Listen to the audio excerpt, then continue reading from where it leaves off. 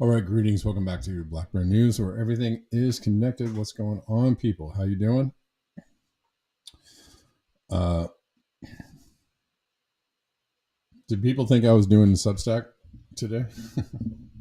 I thought I said I was just going to do Friday this week. Just Friday on Substack this week. I don't know. I don't know what I'm doing.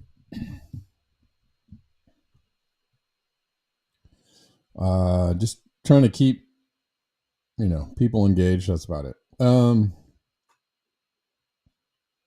also trying to find a place where I am not heavily suppressed. So we're live on Rockfin, YouTube, Rumble, and on X. It's kind of a new wrinkle. If you want to listen on X, you can do that. We are there. Welcome to the show. Don't know that I got any overnight donations, but we'll try and keep you updated as they come in. Let's see. Lots of stuff going on. Lots of weird stuff going on. Lots of scary stuff going on. But let's start with something ridiculous, just to keep it ridiculous. Let's see. Here we go. No. Here we go, yo. Here we go, yo. Here we go. No. Not okay. We'll start with ridiculous, and then we'll move on to, frightening, ever increasingly frightening. Where the hell did this thing go? Where the hell is my post? Here it is.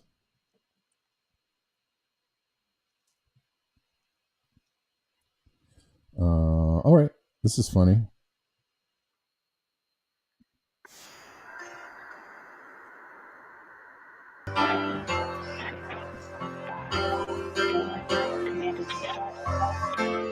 They never left the atmosphere on bronze in the sky. Nobody cared. Hey.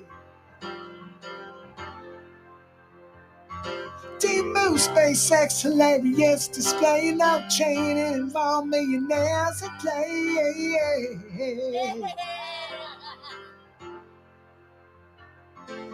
Fake astronauts, yoga pants, all in blue, still unaware they were laughing at you. Hey.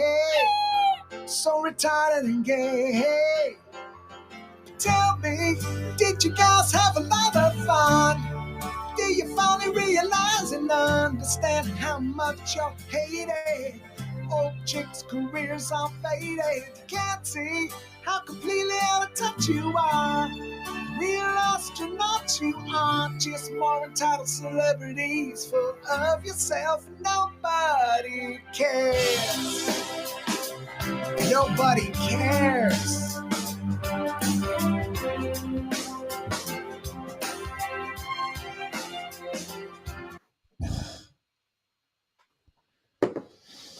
Slightly humorous. And now moving into, well, we'll save it for later. Which is a great song by the English Beat, by the way. Any English Beat fans out there?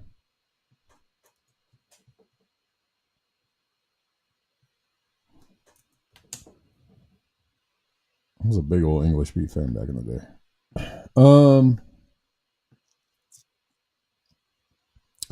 And the funny thing was, we used to play shows with them when they were, I guess they relocated to LA at one point, and there were, this is long after they were like famous.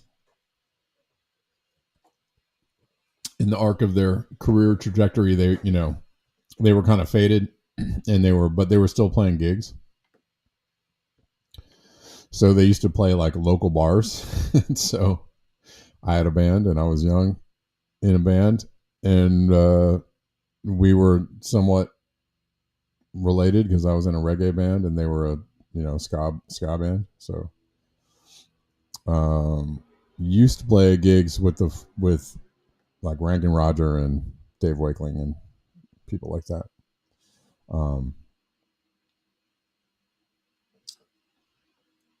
Fun fact. Where are we going? This is a crazy, wild story, and it's funny because, or not funny, but ironic, interesting, coincidental. I don't know. There's a Black Mirror, a new Black Mirror episode. I think there's an older one too, where they talk about like artificial bees, robotic bees.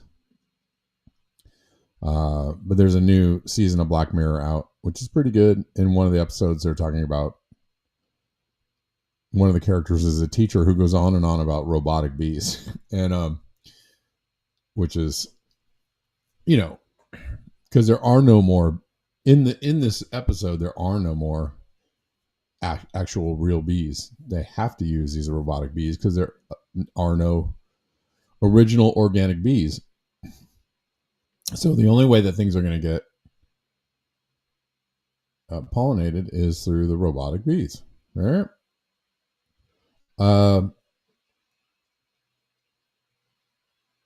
Harvard's Robo-Bee achieves stable landing technique for crop pollination. Engineers develop flying robots to aid in agricultural processes and adapt techniques from nature for efficient operations. This is from April 17th. Robot bees have learned how to not only fly, but also land. Whoopee! We're making such strides. After more than 10 years of development, the robot bees successfully landed safely with their long legs following the flap of wings, indicating that the day for practical application may not be far off. Yeah, you know, Robert Wood, a professor at Harvard University, said on the 17th, the ultra-small flying robot Robo-Bee has developed technology that helps it land smoothly and gracefully from the air to the ground. The research findings were published that day in the International Journal Science Robotics. Robo-Bee is an ultra-small flying robot being developed by Harvard University since 2013. Well, that would be actually 12 years, not 10 years, if my math is correct. As its name suggests, it is the size of a bee, capable of flying like a bee and hovering in the air. The wings measure 3 centimeters and weigh only 0.08 grams. However, it does not look like a bee at all. It looks more like a mosquito, doesn't it? It's way more like a mosquito than a bee.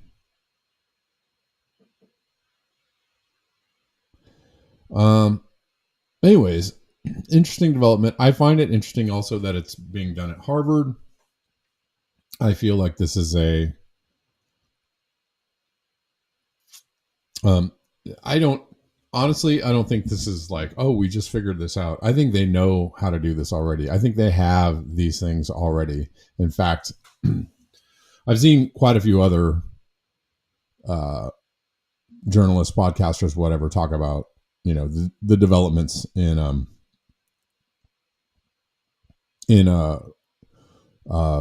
don't know what you call them, micro drones or very small drones.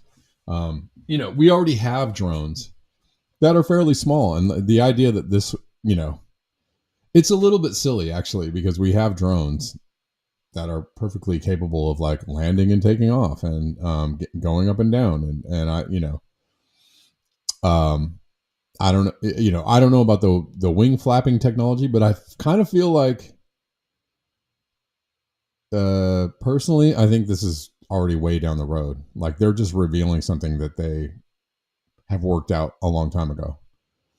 And I think maybe I told this story before on this channel, but I was coming out of my garage, out of my studio one day, my garage, a long time ago, and I walked out, and there was a very small, like, zzz, and it just parked there, a very small drone that just parked like right in front of my face for a few seconds, and I was like, "What the hell?" And then flew off.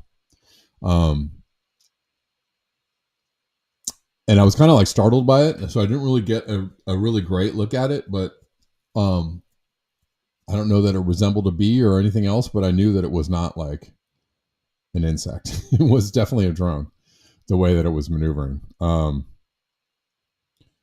Anyways, I think it's, you know, in the same vein as like, oh, we might work out how geoengineering works in a couple of years, or maybe next year we're going to do some tests. Like in the same vein as that narrative management for the gullible that they push out. This is narrative management for the gullible. Like, oh, look, we have these bees. I mean, these robo bees, and they're almost ready to go. Bullshit.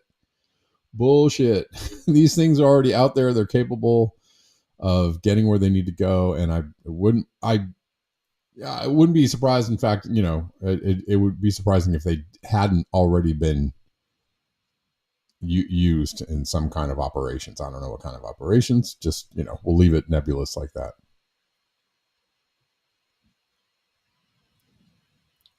Let me see. Bella says, I saw a train of about 50 Starlink satellites last night, which caused me to drive off the road, flip in a ditch, and catch fire. What? Say what?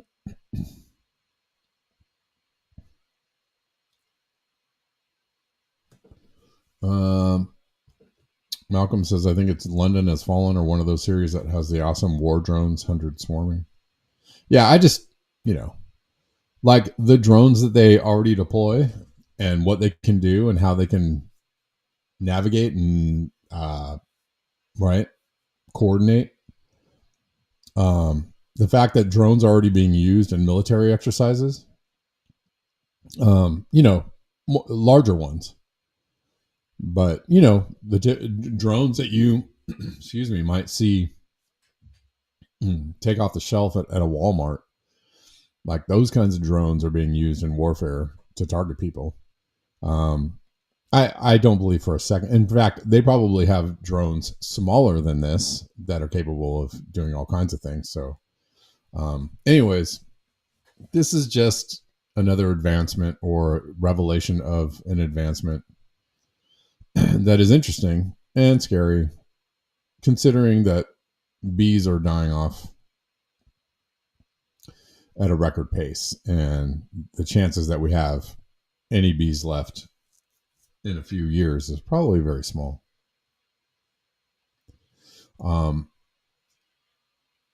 So people of Rockfin, that daddy long legs, yeah, sure, a crane fly.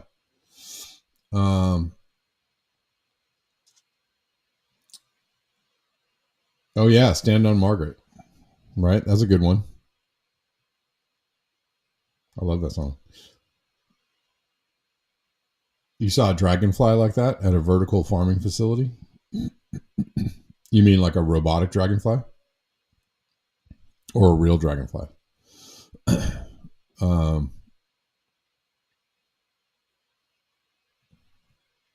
Anyways. And I'm sure they're mass producing, they have this technology and they're mass producing it as quickly as they possibly can. To paint a very scary scenario, if you want to line up the push for totalitarian authoritarianism by various countries around the world, not just the Trump administration, but other countries. And you want to coalesce that push for cracking down on, you have AI. First of all, we have Palantir and other companies using AI driven, criminal, what they call criminal identification, right? And you line that up with thousands or millions of robots, humanoid, canine or insect robots being deployed in order to do whatever, keep track of people, keep people under control. If you want to put all those things together, and then you have Starlink, right? And you have Starlink as kind of a Skynet system that can monitor and or control all of these systems from above. A drone dragonfly? Okay. Whoa.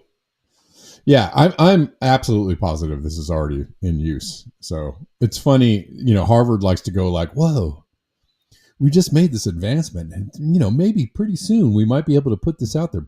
No, No, no. This is like you had the technology maybe 10 years ago, um, already a done deal, and you're just slow walking us or quick walking us into the revelation that like, oh no, we have millions of them.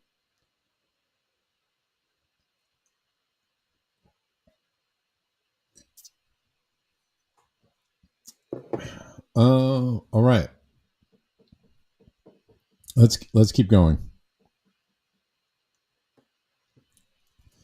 Uh, Places around the planet that are getting smacked and smacked around by extreme weather events. Just as a reminder of what we're doing to the planet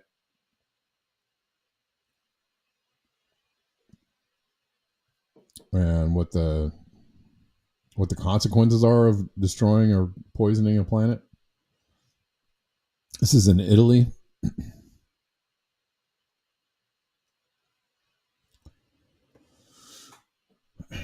Pakistan still getting hit.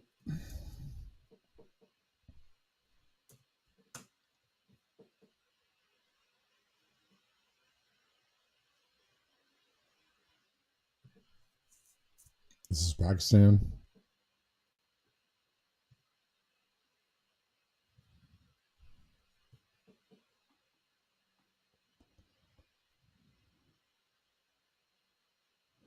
What's up, people? What's up, William?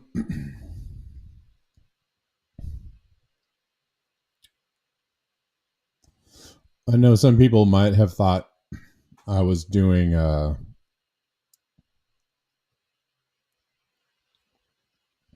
Substack today, but not today. Tomorrow. Tomorrow will be Substack only. A Substack only stream tomorrow, and then we'll see what happens after that. You're doing an Earth Day theme, Kameshwar cake. Okay.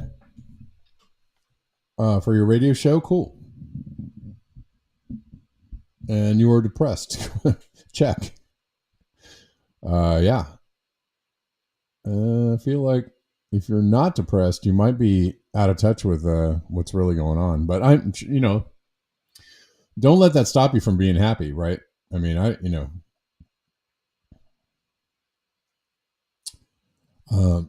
being happy is surely a foolish thing to do in the face of reality, but go ahead and try to be happy anyways. If you can, find something that makes you happy. Take your eyeballs off of what's going on for a while and try and do something you love or hang out with people you love. And think about creating a future you might want to be in. That's my advice for the day, and that is all I got for you. All right. Oh, you played a song from my record. Oh, cool. Thanks, Kate. Which one? The Cicada record. I know. I feel pretty proud about that record, and I don't really ever go back. I don't play live a lot these days, so I just don't really trot out songs to play for people. So when I record a record and I put it out, it's usually like the last time I ever play those songs or even think about those songs or listen to them. Once in a while I might go back, but generally I just put out a record and I move on to making the next record. But I am glad that you're playing the songs. I'm curious to know which one it was. Or let me guess before you type. Let me guess.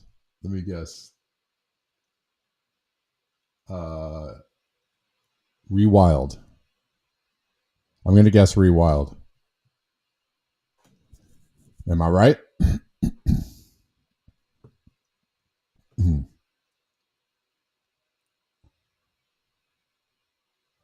Malcolm, you gained 2 new villagers for your tribe. All right.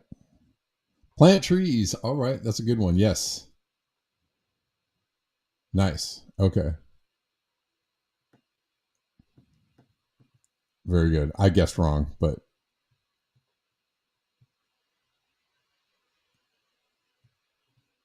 thanks for sharing the music. Noise. All right, let's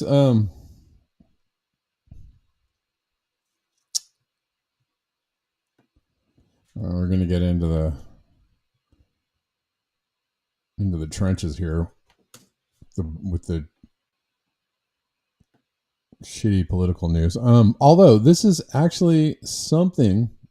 I mean, this is bad, the good, the bad, and the ugly. But it seems that Trump's cabinet is saying no, hell no. Like, let's not do the stupid. Let's not do the stupid thing. The New York Times reports Pete Hegseth was among Trump officials opposing the U.S. launching a massive war on Iran on behalf of Israel. Sorry, let me share this. 3 Pentagon officials have already been fired for unknown leaks. Israel lobbyists are now calling for more firings over the leaks that led to this story. It's from the New York Times. Trump waved off Israeli strike after divisions emerged in his administration. So there are people with half a brain in his cabinet going, hey, this is dumb. And they are right. This is dumb. This is you don't want to go down this road. I mean, they're busy doing other really incredibly stupid stuff. Like really stupid stuff. Which we'll get into, but they're already busy just taking a wrecking ball to pretty much everything. But on this instance, it seemed that Trump deferred to some people that at least had the wherewithal or were in touch with reality enough to say, let's not do this. And I suppose we should give a thank you, up into the air, right? Acknowledge some kind of gratitude for at least some voices of sanity or reason being around Trump, and saying, no, let's not do this. Israel developed plans for attacking Iranian nuclear facilities that would have required U.S. assistance. Some administrative officials had doubts. Inside the Trump administration, some officials were becoming skeptical of the Israeli plan. In a meeting this month, one of several discussions about the Israeli plan, Tulsi Gabbard presented new intelligence assessment that said the buildup of American weaponry could potentially spark a wider conflict with Iran than the United States did not want. Trust me, we do not want this. Like, we, the American people, do not want this. That's a given. I think it's a given. I don't know anybody out here who thinks like this is a good idea. And I'm sure there's, a good handful of lunatics out there that think this is a good idea, but they're out there, I'm sure. But I'm going to go out on a limb and say that the majority of American people do not agree with this, want this, or want anything to do with this. A range of officials echoed Ms. Gabbard's concerns in the various meetings. Susie Wiles, Defense Secretary Pete Hegseth, and Vice President J.D. Vance all voiced doubts about the attack. Wow. People are actually thinking this through. Even Mr. Waltz, frequently one of the most hawkish voices on Iran, was skeptical that Israel's plan could succeed without substantial American assistance. Now, the Israelis are like on the attack. They're like, well, you are not fully on board with this whole plan for U.S. assistance on a strike on Iran, and we want you to get rid of these people, these naysayers in the administration. We want you to fire them, let them go. So, it's an interesting turn of affairs, because what direction could this go? Many directions, but there are a few I can think of.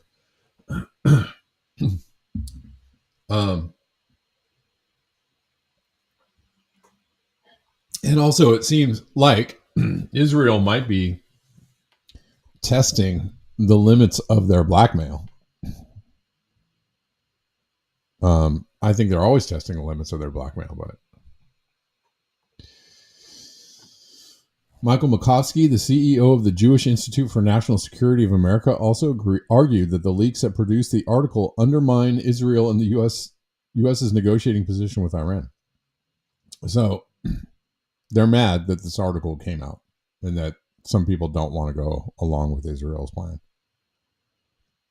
This article, involving leaked timing and operational details, reflects a horrible betrayal of our close ally Israel, evidently by administration officials who oppose an Israel-U.S. attack, Makovsky said. Heavens to Murgatroyd. President Trump should order an investigation of this leak and fire the offenders.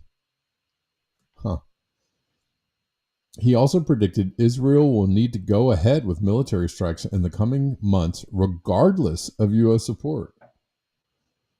What? Say what? It's getting a little dodgy. They want to continue. They want to attack Iran and assume that we're going to jump in on their side, and maybe we won't.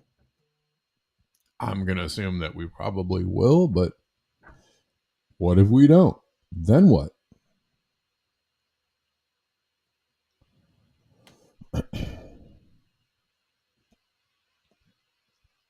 Then what? Well, let's move on to some other ridiculous stuff that's going on. This is absolutely wild. Trump's counterterrorism czar now saying that anyone advocating for due process for Kilmar Garcia. Okay, I just played videos of average Americans advocating for due process for Kilmar Garcia. Due process for everybody. Due process is the law. You are breaking the law. The counterterrorism czar is breaking the law. Trump is breaking the law. You are the criminals. Period. End of story. He's now saying that anyone advocating for due process for Kilmar Garcia is aiding and abetting a terrorist. You are also the terrorist, by the way. You are the terrorist. Sorry. I'm just going to call it like I see it. And could be looking at being federally charged. This is how freedom of speech dies. What the entire... Realize that the taxonomy of politics in America is dead. It's not left and right. It's not even Republican or Democrat. There's one line that divides us. Do you love America or do you hate America? It's really quite that simple. And we have people who love America, like the president, like his cabinet, like the directors of his agencies, who want to protect Americans. And then there is the other side that is on the side of the cartel members, on the side of the illegal aliens, on the side of the terrorists. And you have to ask yourself, are they technically aiding and abetting them? Because aiding and abetting criminals and terrorists is a crime in federal statute, Rob. What? Okay, try and... Realize that the I know you're going to try and twist that into making sense, but that doesn't make any sense, dude.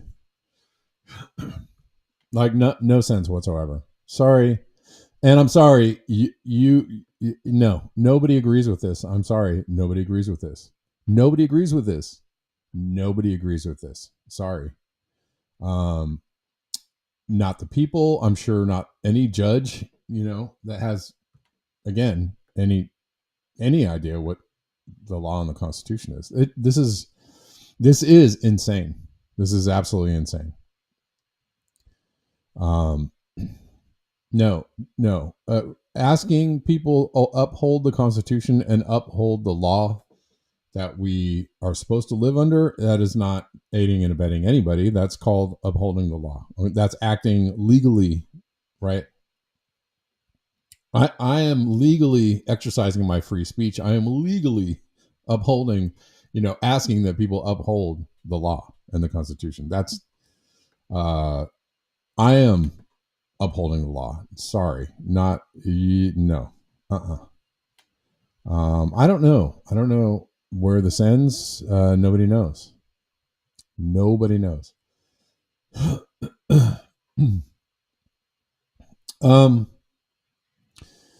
And I bet that you're going to have a majority of the people of the country agree with me and agree with everyone else who says this is insane. Okay, so you are the minority. You have power. You have the power, and you have like military and or police power at your command, but you are in the wrong, and the majority of the U.S. citizens are going to disagree with this, and vehemently disagree with this, and let you know that you're in the wrong.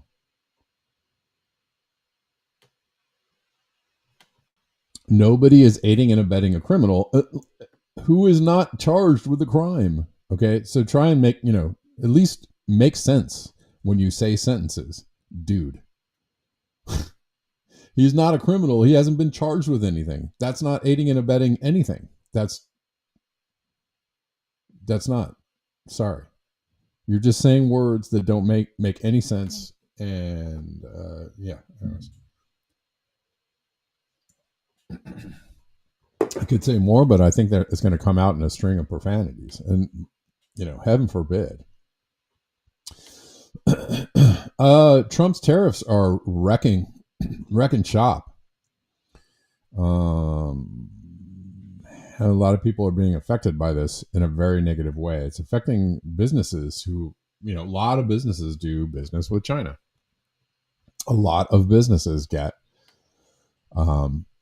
rely on Chinese manufacturing and or products and or trade with China in order to actually have their businesses run. And the tariffs have almost, absolutely hammered trade with China to the point where it is below 50% as far as the overall U.S. imports.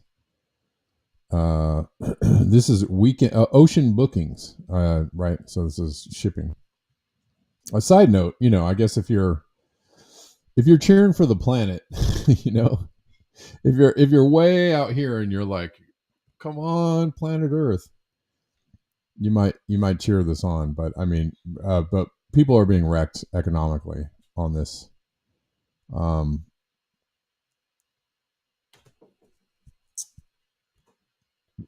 So shipping, the book, overall is down, 50%, 64%. Overall U.S. exports, 30%. U.S. imports from China, 64%. That is pretty astonishing. And is going to absolutely destroy the economy if allowed to continue for much longer. So I don't know.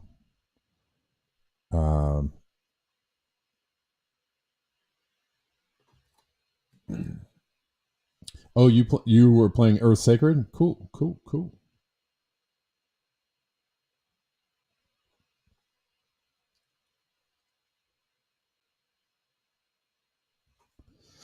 All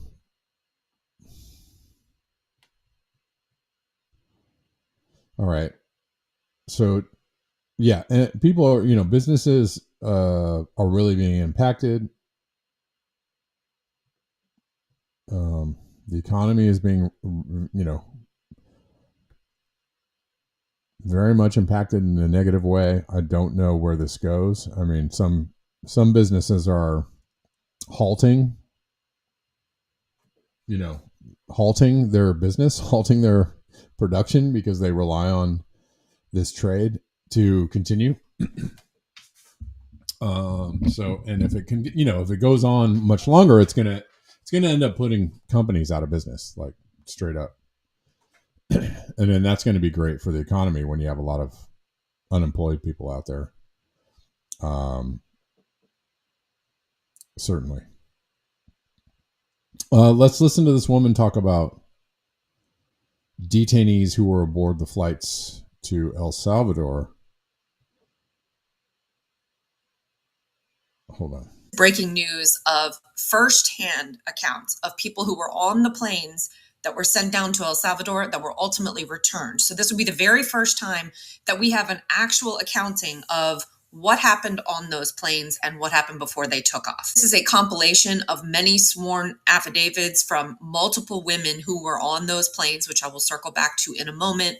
Women are currently in the Laredo, Texas ICE detention center. So according to these affidavits, and these women were not all celled together. So this is multiple stories that are coming in and converging. Okay. People were picked up for various things and then sent down to these respective detainment centers. Apparently, repeatedly, they were loaded onto buses, driven one time for like an hour and a half, another time for like a half an hour to the airport. And they were always told that they were being deported back to Venezuela. And during all of this time, they were completely shackled, arms and legs. The first 2 times, they were not loaded onto the planes and they were returned. On the third attempt, which was on March 15th, there were 18 women aboard the bus. 8 of them were taken off of the bus and loaded onto the planes going to El Salvador. And the women who were still on the bus, the 10 women who were returned to the ICE detention center in Texas, of course, they asked, why are we not being put on the plane? Because they wanted to go back to Venezuela. ICE officials said, well, you want to go home, right? And they said, yes. And he said, well, then you should thank God that you're not on that plane because it's not going to Venezuela. So remind yourself that all of these people were shackled, arms and legs, during the duration of this flight, all of the people aboard. They flew for several hours, then they stopped in Guatemala to refuel. Women have signed sworn affidavits saying that the agents aboard the planes were threatening the men and harassing them to sign documents saying that they absolutely were part of Tren de Aragua. If they signed those documents, it would say that they were not entitled to review. After they took off from Guatemala and flew for some additional time, the people on board the plane were trying to take the windows up, trying to look out, and they were instructed not to look out the windows. And apparently the people on the plane were saying, where are we going? And all the officials kept telling them that they were all going to Venezuela. But the people aboard the plane were saying, well, we know what Venezuela looks like. There's one major airport, it's Caracas, and that's not Venezuela. So, of course, you can imagine how terrifying this would be. When they landed in El Salvador, the women said that the men were taken off the plane in just really, really aggressive and brutal ways, and that the women were never taken off the plane, and that they overheard El Salvadorian officials saying that Bukele wouldn't accept women, that the agreement was written only for men. So they were returned ultimately, and that is where they currently sit in this U.S. detention center in Laredo, Texas. Now, NBC has sent over to Department of Homeland Security, which is, of course, that sits over Immigration and Customs Enforcement, asking them certain questions. Of course, ICE has failed to respond to any of this. Specifically, they were asking about the documents that the men were being asked to sign, affirming that they were a part of Tren de Aragua.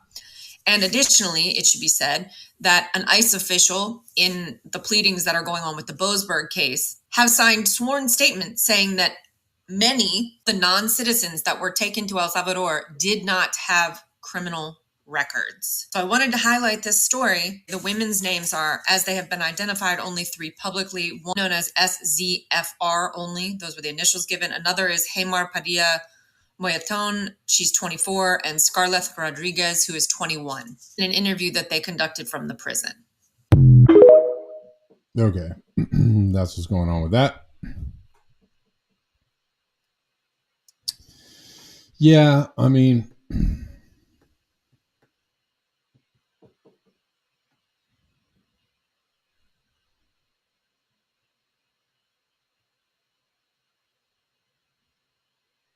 it is a fat mess. Let's see.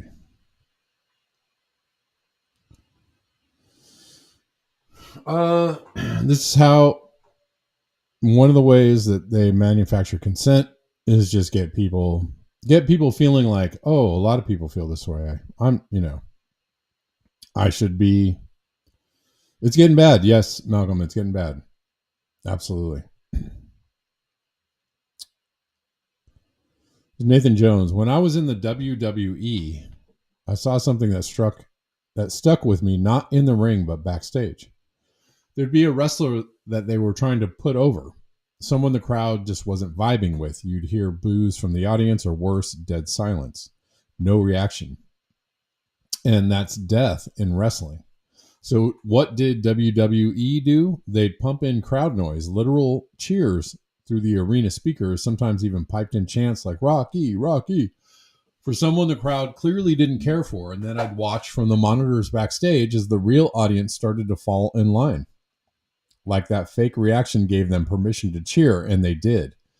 That's when it hit me. Most people don't think with their own mind. They follow the noise. And now I see the same trick everywhere in politics, on the news, on social media. They play the cheer track and the crowd claps like trained seals. Manufactured consensus, emotional manipulation wrapped in spectacle.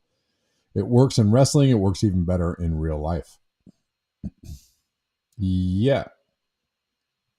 Comment is, this is why the Israeli government spent millions of dollars on bot farms. Yeah.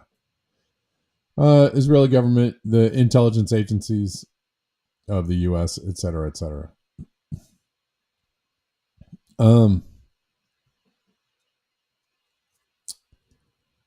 Let's see.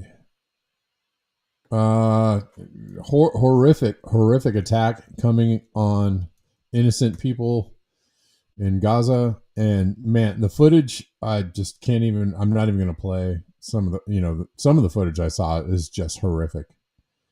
Heartbreaking scene, displaced families burned alive, most of them women and children, after an Israeli airstrike targeted their tents in the Al-Mawasi area of Khan Yunis. Most of them women and children. I'm not going to play the sound on this. And some of the videos I saw were just absolutely horrific, and I'm not going to play those videos.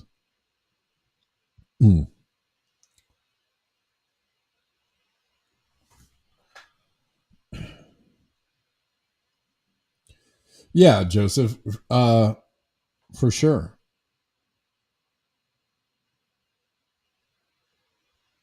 That's nice, AOD. Yep. Enjoy your weekend.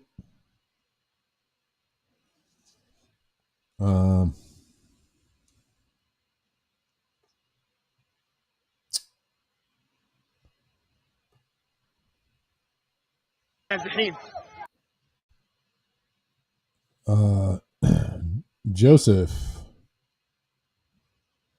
says, meanwhile, pseudo-intellectuals like Jordan Peterson, Steven Pinker, Brett Weinstein are preaching how wonderful everything is compared to the past. This includes global warming being overstated, right? Well, I think those particular people are well-known co-opted folks. There's several. Oh man, Seven Seas had a really good. Y'all know about Seven Seas? Maybe tomorrow I'll play. He did a good wrap up yesterday of like people who are connected to influencers, right?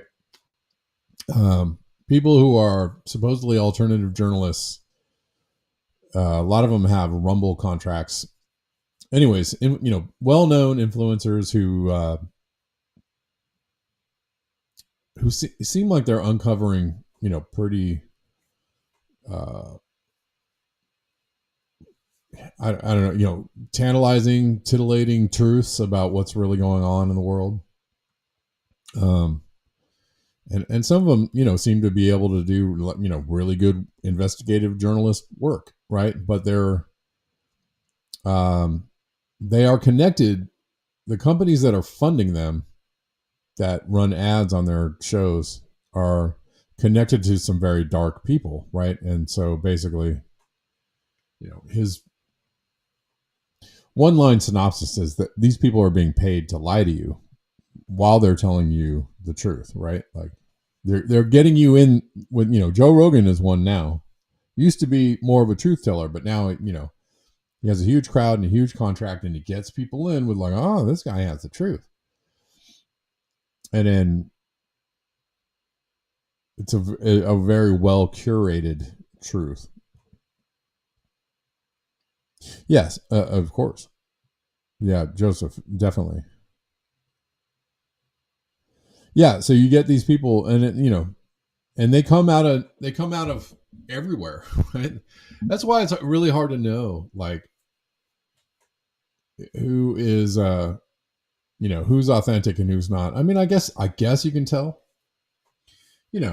I'm sure there are ways to tell.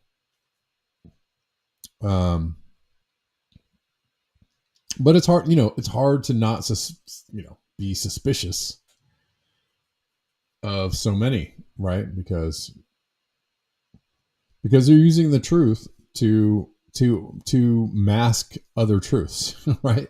This happens like everywhere now. And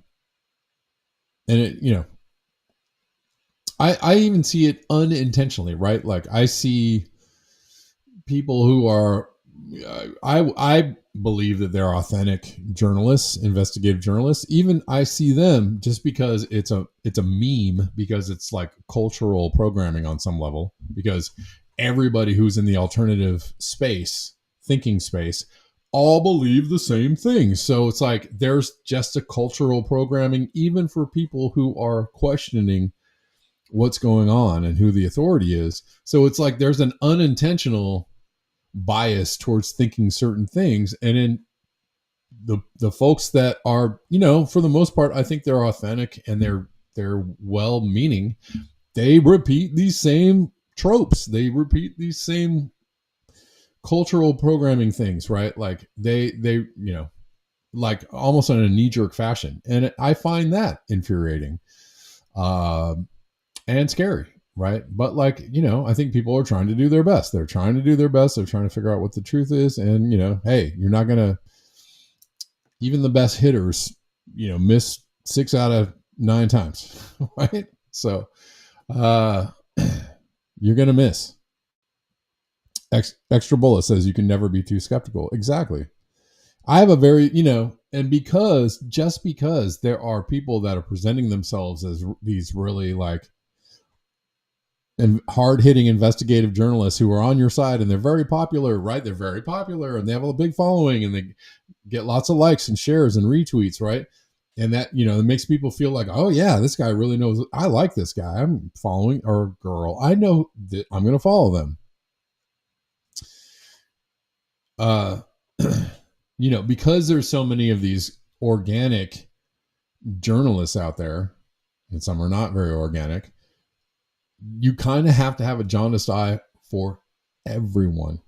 And I don't know. But yeah, Rogan has gotten very bad, really bad. Shill City. So Alex Jones, is even worse than Rogan for being obviously in the pocket, right? Yeah, obviously somebody got to him. I was listening to somebody yesterday and they were saying that Jimmy Dore out loud said they got me. Like they got me. Did anybody hear this from Jimmy Dore? I never heard this from him. But if Jimmy Dore said out loud like he's been gotten to, or he's been co-opted, corrupted, whatever it might be, then why is anybody listening to him? I don't know. I mean, I like Jimmy Dore. I feel like he tries. I feel like he really tries. I feel like he does his very best in the space. And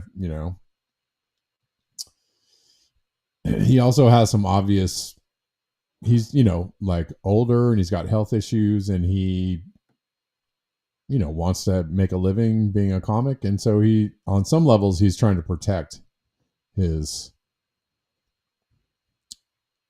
you start trying to protect your credibility and your standing, like, not just with your audience, but with like, right? Because you don't want to get shut down with the powers that be, I guess. Because if you go too far out there, you might get shut down, right? And if you get shut down, then no more, your standard of living goes through the floor, right? So I don't know. Seems I haven't confirmed whether somebody said they heard Jimmy Dore say this out loud, which would cause me great concern because I still listen to Jimmy Dore once in a while. I check in. I don't know.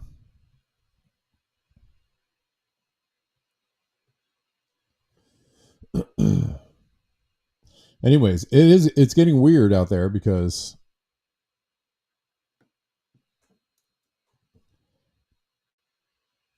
you really got to be hyper skeptical of everyone.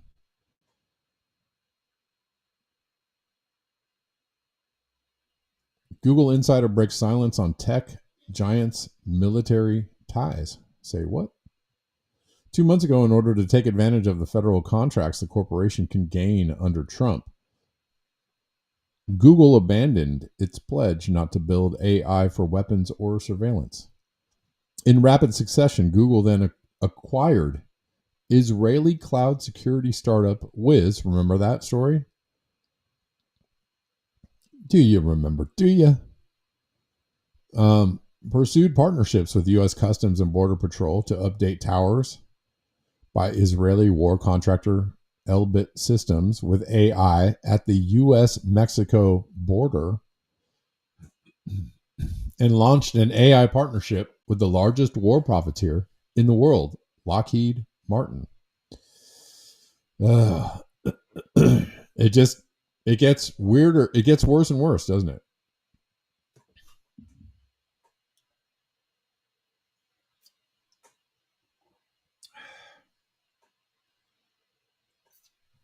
You can kind of see the tendrils, right? You can kind of see the net going like this. You have AI, you have Palantir, Google, and whoever else, cooperating with like Israeli companies and military intel, and the tendrils are going out like this, and it's like, I'm telling you right now, and I told you before, the humanoid robots and the dog robots and the insect robots, they've got warehouses full of these things. And when that net gets ready to close, those things will be out on the street in front of your face in like a second. You'll be like, oh, whoa, where'd all you guys come from, man? Holy shit.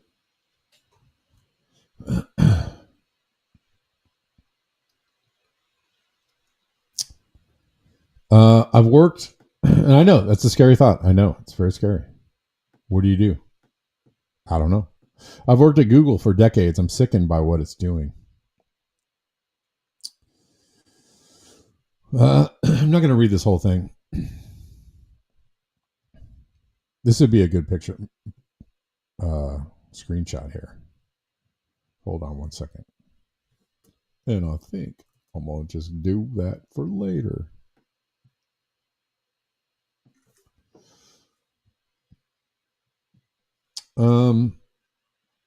When I joined Google over 20 years ago, it was just like a startup employing a few thousand people. It felt like we were committed to making something useful for society. Let's see. I'm not going to read this whole thing because it's already at the end of the show. But we got the overview of it.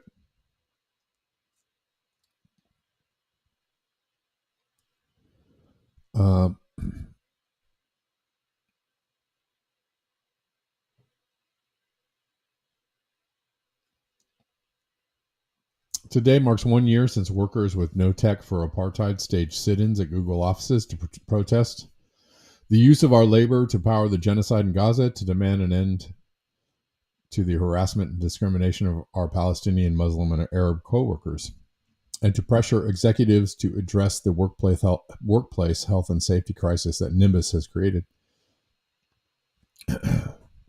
Nimbus is Google and Amazon's joint $1.2 billion AI and cloud computing contract with the Israeli military that has powered Israel's ongoing genocide of Palestinians in Gaza. Google retaliated against workers and illegally fired 50 Googlers, including many who did not participate directly in the action.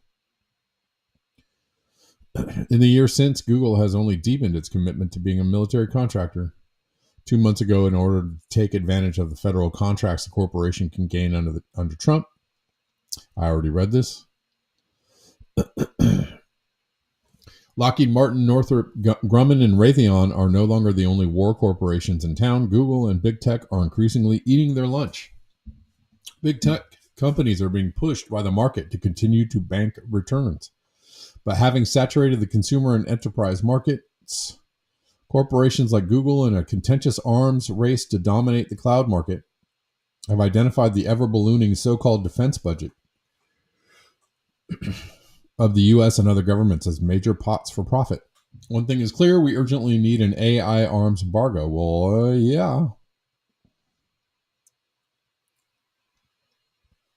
For years, I've organized internally against the Google's full turn toward war contracting.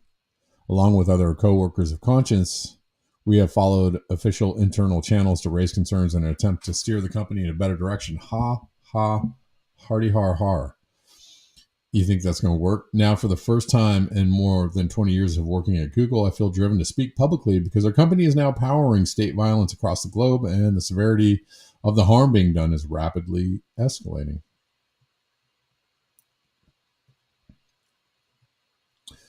No duh. You haven't been able to see this. That's okay. That's all I'm going to read of this. I think you guys get the idea. Salt Laker says, disparaging military contractors is hate speech. Always remember.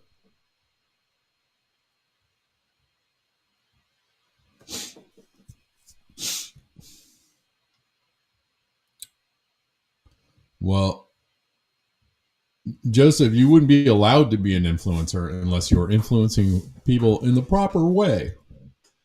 If you're influencing people in the wrong way, you're not even going to make it. They're going to make sure that nobody sees what you're saying, and that I think a lot of people have experienced that firsthand.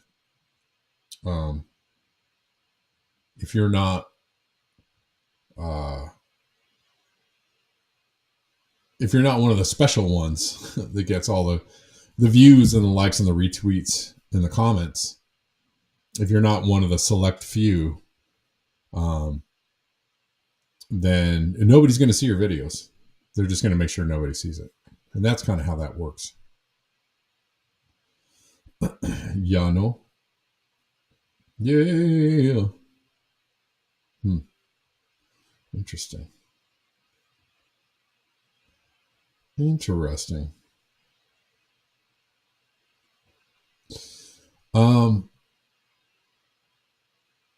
Let's see. Guys, if you like the show, you want to keep watching the show that comes to you for free Monday through Friday. Usually at the noon hour Pacific time. If you want to see the show continue to go on and prosper, to go forth, a really good way to do that is contribute to the show in some way to keep the show a running and a humming. There's lots of ways to do that. Links in the description box of any of the platforms you're watching on. If you're watching on X, there's a link tree there, right there on my profile. And all the usual suspects are there. Venmo, CashApp, PayPal, Zelle, Buy Me a Coffee, Ko-Fi, etc., etc., etc. Yeah. We're going to be doing a Substack only stream tomorrow. Tomorrow being Friday. Friday is a Substack only Friday. So please go on over to Substack and join me there. There's a link for my channel there. If you don't know where it is. And you can watch that live stream for free.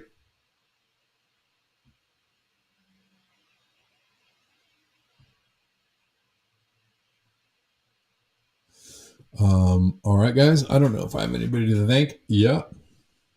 Substack tomorrow. Substack tomorrow is the day for Substack. It's a Friday. I know I threatened to do Thursday and Fridays, but I don't know about that. Mainly because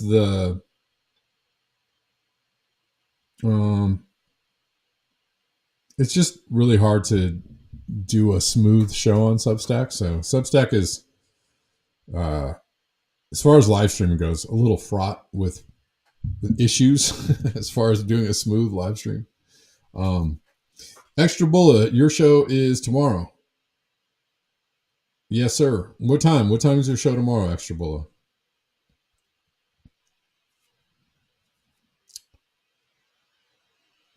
Give us the time.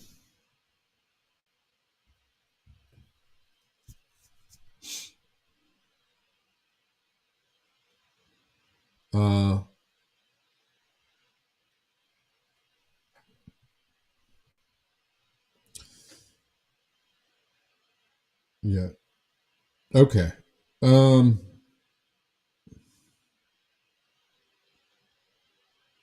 worries, Kate. No worries at all. If you can make it, you can make it. That's cool.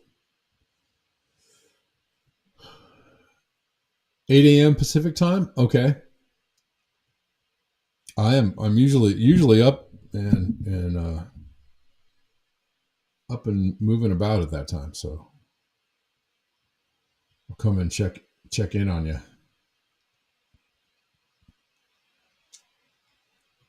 All right, guys. Thank you so much for being here. We'll see you tomorrow on Substack. And until next time, peace and chicken grease.